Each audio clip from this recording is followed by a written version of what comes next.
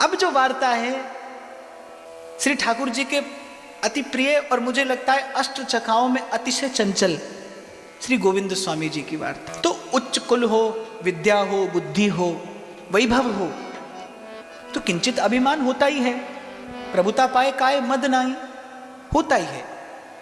और बिना गुरुजनों की कृपा के दैन्य जीवन में आता ही नहीं। तो उत्तम कुल में जन्म, बुद्धिमान, विद्याधर, बहुत शिष्य थे इनके, लेकिन मन में एक अभाव था जो खटकता था।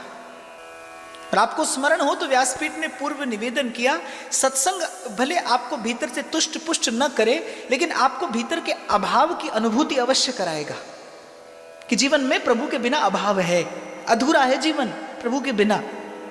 तो वो कहीं ना कहीं सब कुछ प्राप्त कर लेने के बाद भी मन को वो अभाव खटकता था जो चैन नहीं लेने देता था।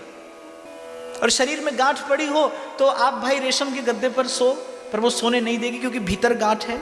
ऐसे भीतर का जो अभाव है बाहर सुख नहीं लेने देता, वो बाहर चैन लेने नहीं देता। और जीव संस्कारी हो और किंचित संसार की असारता का बोध हो जाए, फिर तो जब तक विश्राम न मिले तब तक जलबिन मीन की सी गति है। संस्कारी जीव थे और बुद्धिमान थे, ज्ञानी थे, विद्याधर थे, पंडित थे, प्रवीण थे। तो एक बार कुछ वैष्णवों के कुछ भक्तों के संग बैठकर चर्चा हो रही थी और मन कह रहा था कि श्री ठाकुर जी की सत्ता की अनुभूति तो होती है। श्री गोविंद स्वामी जी कह रहे थे श्री ठाकुर जी की सत्ता की अनुभूति तो होती है, पर उनकी लीला का प्रत्यक्ष दर्शन कैसे हो, ये नेत्र कैसे सफल हो, ये कान कैसे सफल हो, ये कर्मेंद्रियां, ये ज्ञानेंद्रियां, ये मन जो प्रभु ने भगवत भजन के लिए दिया है, ये कैसे सफल और सार्थक हो। तो एक वैष्णव श्री गोसाई जी का कृपा पात्र उस मंडली में बैठा था, उस गोष्ठी में था। तो उस वैष्णव ने कहा कि इस समय तो श्री लाल जी श्री गोसाई जी के वश में हैं, यदि उनकी कृपा प्राप्त करनी है तो श्री गोसाई जी के चरणों का आश्रय लेना चाहिए। तो श्री गोविंद स्वामी जी व्याकुल तो थे ही, तत्काल विचार किया और श्री गोसाई जी का दर्शन करने के लिए चल पड़े। गोकुल में श्री गोसाई जी का दर्शन प्राप्त हुआ। संध्या का समय था और श्री गोसाई जी जमुना के किनारे संध्या वंदन कर रहे थे। अब पंडित थे, संसारी व्यक्ति भाई अपने मन और बुद्धि से आकलन करता है। संध्या वंदन कर रहे थे श्री गोसाई जी, और गोविंद स्वामी जी ने मन में विचार किया कि ये तो कुछ कर्मकांडी से मालूम पड़ते हैं, इन्हें क्या श्री ठाकुर जी की लीला का दर्शन होता होगा। श्री कृष्ण की लीला में छका रहने वाला वो कहाँ कर्मकांड में निष्ठ रह पाता होगा, स्थिर रह पाता होगा। तो श्री गोसाई जी को दूर से देखकर श्री गोविंद स्वामी जी के मन में भांति भांति के ये विचार संकल्प उत्पन्न होने लगे। इसलिए भाई भक्त और भगवान के पास भक्त की ओट से ही जाना चाहिए, सीधे नहीं जाना चाहिए। तो श्री गोसाई जी भाव में रहे होंगे, श्री गोविंद स्वामी जी को देखा और भाई चमड़े की आंख से चमड़ा दिखता है, श्रद्धा और विश्वास के नेत्र प्रभु का दर्शन करते हैं। श्री गोसाई जी ने देख लिया कि कोई महान संस्कारी जीव हैं और इनके माध्यम से श्री ठाकुर जी की लीला सुख का विस्तार होने वाला है। बड़ी प्रसन्नता भरी दृष्टि से श्री गोविंद स्वामी जी को देखे और बड़े आदर पूर्वक श्री गोविंद स्वामी जी आज किस प्रकार श्री गोकुल धाम में पधारे हैं, ऐसा श्री गोसाई जी ने कहा। तो जो वचनामृत कान में पड़ा, वो जो अमृत की धारा मन प्राणों को झंकृत कर देने वाला स्वर जो कान में पड़ा श्री गोविंद स्वामी जी के, न्यौछावर हो गए।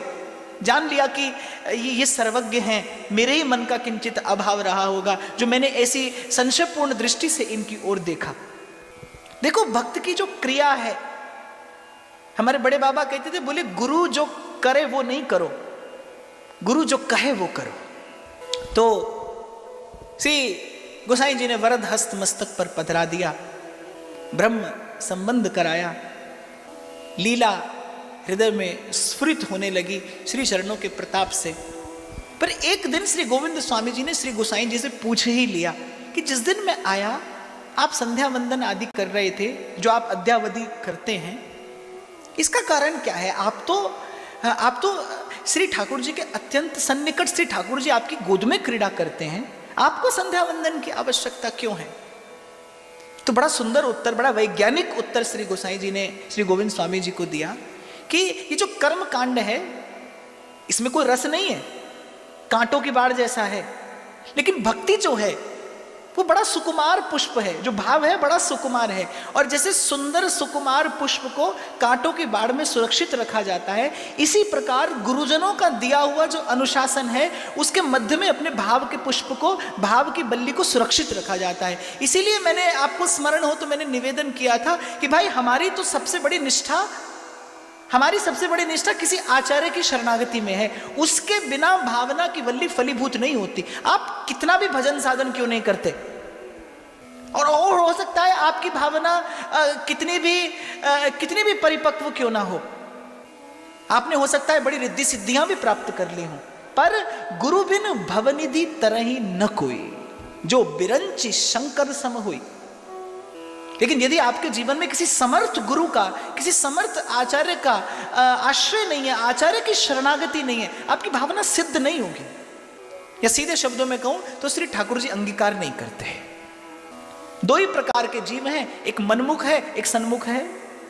एक मनमुख जीव है, अपनी मन से अपनी रुचि से चलता है, और एक सन्मुख है। तो श्री ठाकुर जी अंगीकार नहीं करते। तो श्री गोसाई जी ने उत्तर दिया कि जो भावना की वल्ली है उसको गुरुजनों के अनुशासन के मध्य ही सुरक्षित रखा जाता है। भक्त को आवश्यकता नहीं है, भक्त किसी सकाम इच्छा से उस क्रिया को नहीं करता है। लेकिन गीता में भगवान कहते हैं मुझे कर्म करने की आवश्यकता नहीं है, पर मैं कर्म करता हूं। क्यों? क्योंकि महाजनो येन गतः सुपंथा, क्योंकि महापुरुष आते हैं पथ बनाने के लिए। तो श्री गोविंद स्वामी जी का समाधान हो गया। श्री ठाकुर जी की लीला का सुख लेने लगे, आनंद लेने लगे। श्री गोविंद स्वामी जी के साथ तो ऐसी यानी कितनी लीलाएं हुई, इसीलिए मैंने कहा कि कथा बड़ी विस्तृत है, पर मुझे तो सबको स्पर्श करते हुए आगे बढ़ना है। एक बार श्री ठाकुर जी और गोविंद स्वामी जी सब सखाओं के संग कुंज में क्रीड़ा कर रहे थे, लुका छिपी का खेल हो रहा था।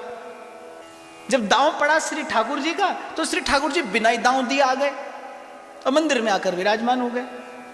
अब गोविंद स्वामी जी जब दौड़कर जाने लगे तो दरबान ने रोक लिया, और गोविंद स्वामी जी क्या करने लगे, वही द्वार से खड़े और श्री ठाकुर जी को गाली देने लगे। अब तो दरबान को देखकर बड़ा क्रोध आया, उसने धक्का मारकर भगा दिया गोविंद स्वामी जी को।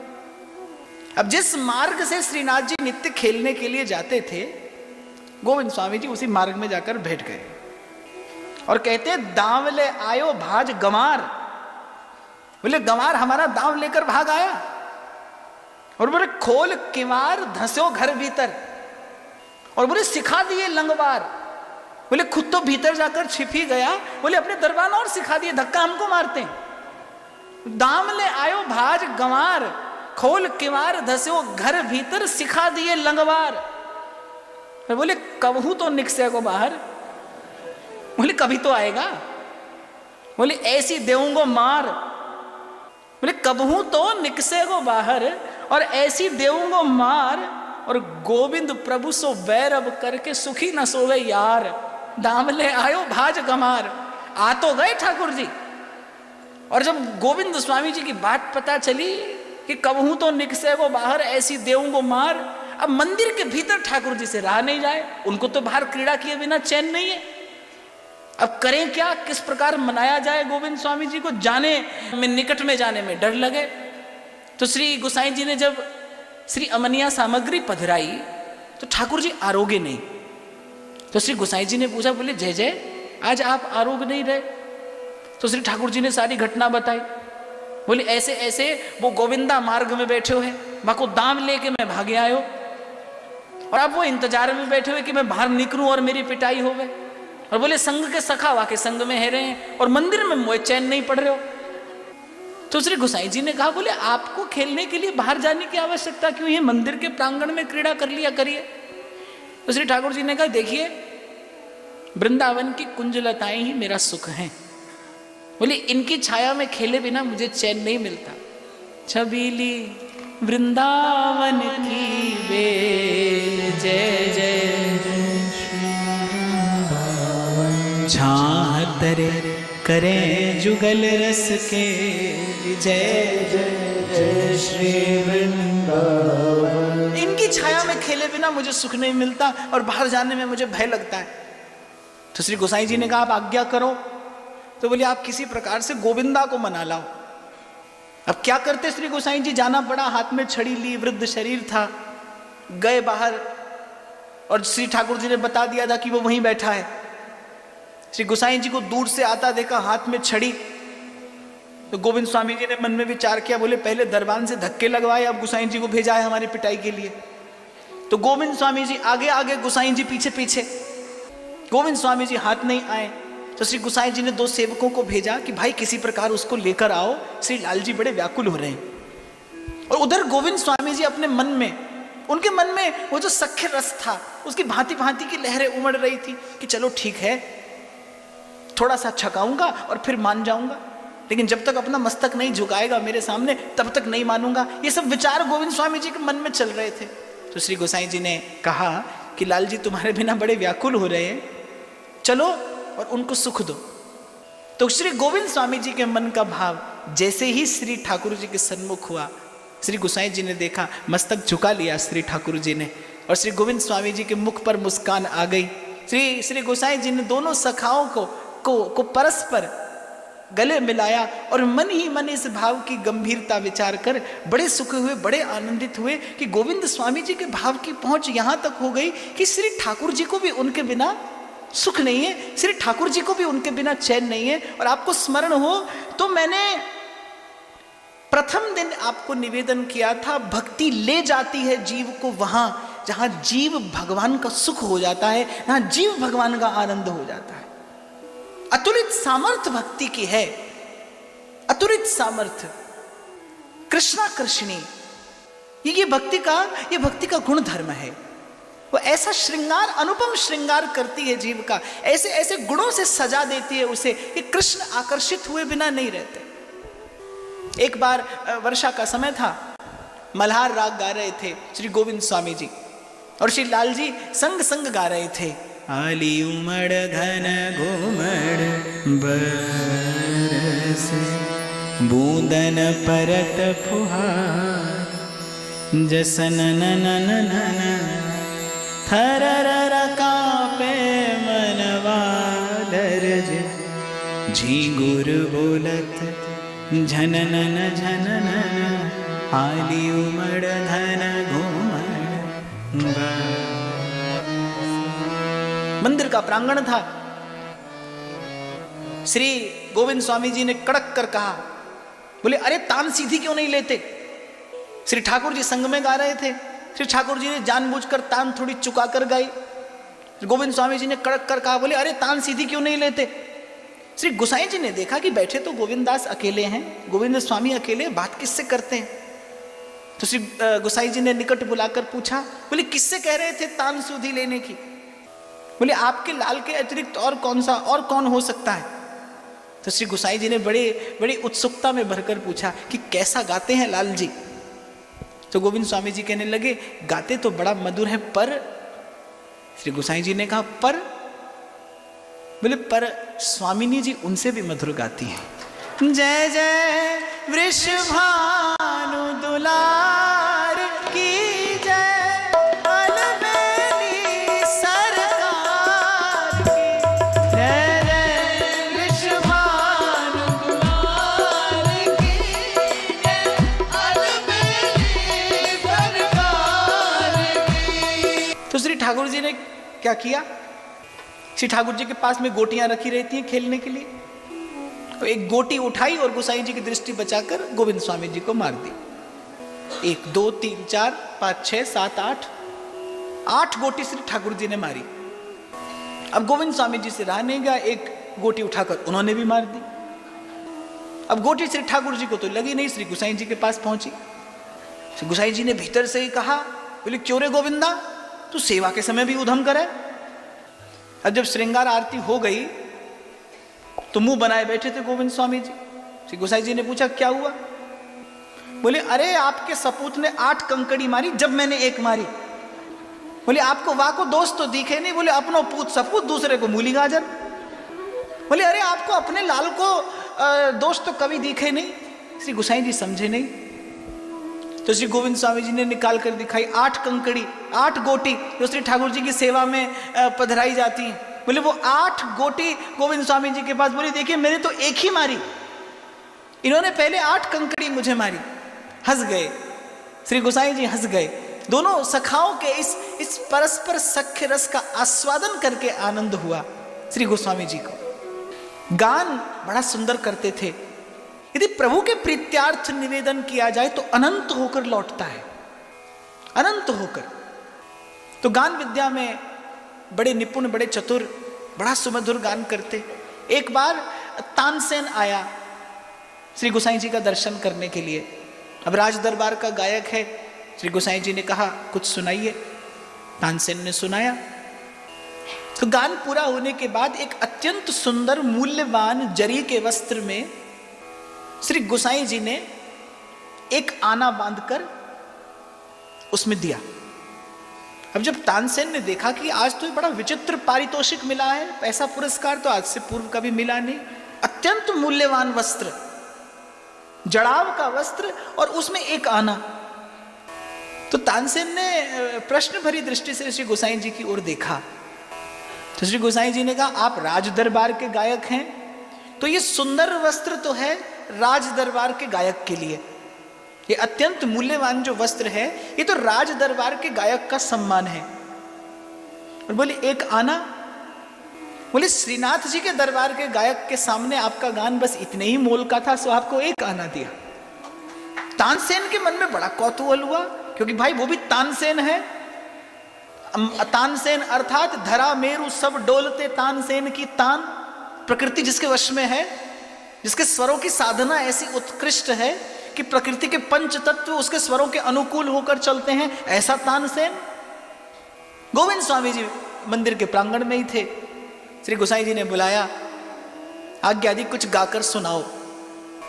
श्री गोविंद स्वामी जी उस समय निकुंज की भावना में थे। श्री कुंभन दास जी के एक पद का स्मरण हो रहा था, कनक बेल वृषभान नंदिनी श्याम तवाल चढ़ी रसिकनी रस में रहत गढ़ी, रसिकनी रस में रहत गढ़ी, बिहरत संग लाल गिरिधर के, कौन भात पढ़ी रसिकनी रस में रहत। कुंभर दास लाल गिरिधर संग, कुंभर दास लाल गिरिधर संग, रति रस कैली गढ़ी रसिकनी रस में रहत। और जब सुना तानसेन ने गोविंद स्वामी का ये गान, तो तानसेन श्री गोसाई जी से निवेदन करता है कि प्रभु ये मूल्यवान वस्त्र तो ठीक है, क्योंकि ये आपने तानसेन को नहीं, ये आपने राज दरबार के गायक को दिया है, पर ये एक आना आपने मुझे थोड़ा सा अधिक दे दिया। आपके गोविंद स्वामी के गान के सन्मुख मेरा गान इतने मोल का भी नहीं, आपने ये एक आना भी मुझे अधिक दे दिया। आज मैंने जाना कि श्रीनाथ जी के दरबार के गायक का गान कैसा होता है। जब जब विद्या प्रभु को उद्देश्य करके प्रकट होती है, प्रस्फुटित होती है, तो उसका वैभव क्या होता है, उसकी सामर्थ्य क्या होती है, उसकी रस रूपता क्या होती है। विनम्र होकर मस्तक झुकाकर चला गया तानसेन। एक बार इनके कुछ शिष्य इनका दर्शन करने के लिए ब्रज में आए। ग्राम के लोगों से पूछा, तो संयोग से गोविंद स्वामी जी को ही मिल गए, लेकिन इनका रूप देखकर इन्हें पहचान नहीं सके। बोले यहाँ गोविंद स्वामी नाम के एक ब्राह्मण रहते हैं? बोले रहते थे, उनको तो कई बरस हो गए पधारे हुए। वो शिष्य लोग बेचारे दुखी होकर लौट गए। किसी ने पूछा, बोले आपने उनसे झूठ क्यों बोला? बोले हमने झूठ नहीं बोला, हमने सच कहा। बोले वो तो किसी स्वामी से मिलने आए थे, और मेरा स्वामीपन तो कब का मैं निवेदन कर चुका अपने गुरु और गोविंद के चरणों में। मैं अब स्वामी कहाँ रहा, मैं तो दास हूं, मैं स्वामी नहीं। वो स्वामी से मिलने आए थे और मैं दास हूं। मेरा जो स्वामी पना था वो तो कई बरस पहले गुरु और गोविंद के श्री चरणों में मैंने विसर्जित कर दिया, विसर्जन कर दिया मैंने उसका। कन्या आई, कितने दिन रही उसकी ओर देखा भी नहीं। श्री गोसाई जी ने कहा कि आपकी पुत्री है, उसका मन दुखी होगा। श्री गोविंद स्वामी जी ने कहा कि अब मेरा स्वयं पर वश नहीं है, यह जो एक मन बहुत ठौर कर कहो कौने सच उपायो। मन एक है कि तो इसे जगत में लगा दिया जाए या जगतपति के चरणों के साथ में बांध दिया जाए। मेरे मन की सब ममता आपकी कृपा से सिमट कर श्री लाडले लाल जी के श्री चरणारविंद में परम विश्राम पा चुकी है। श्री गोसाई जी आनंदित हो गए श्री गोविंद स्वामी जी की सुस्थिर भजन भावना का दर्शन करके। फागुन का महीना आया, यही समय बासंती बयार बह रही है, ब्रजभूमि का अपरूप रूप अलौकिक सौंदर्य प्रकट हो रहा है। और श्री गोविंद स्वामी जी धमार गा रहे थे और गाते गाते एकाएक बीच में रुक गए। तो श्री गोसाई जी ने कहा, आप रुक क्यों गए? बोले, श्री स्वामिनी जी श्री लाल जी के कपोल कमलों पर गुलाल लगाकर और भाग गई। तो श्री गोसाई जी ने कहा, तो? बोले, अरे भाग गई तो होली बंद, और होली बंद तो हमारी धमार बंद। बोले, हम तो खेल खेल के संग संग में गा रहे थे ना, जैसे होली का खेल बंद हुआ वैसे हमारी धमार बंद हुई। तो इस प्रकार बड़ी अद्भुत अलौकिक अनुपम अटपटी लीलाएं श्रीनाथ जी और श्री गोविंद स्वामी जी के मध्य हुई। एक लीला और जो बड़ी मधुर है उसका स्मरण मुझे हो रहा है, कहकर मैं वाणी को विराम की ओर लेकर चलूं। तो कान्हा नाम का एक बालक था जिसके संग श्रीनाथ जी की बड़ी प्रीति थी, बड़ी खेल खेला करते थे उसके भी संग में।